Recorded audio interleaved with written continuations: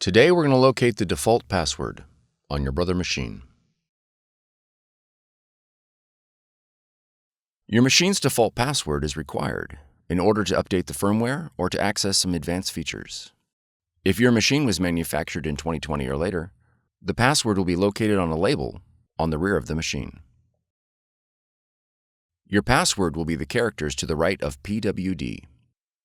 Your password will be exactly 8 characters. It will be case-sensitive and may include letters, numbers, and symbols.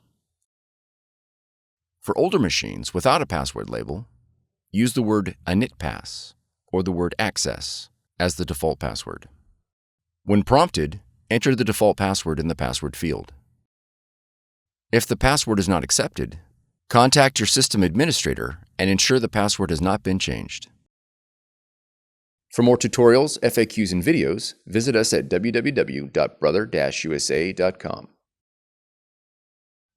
If you found this video helpful, be sure to subscribe.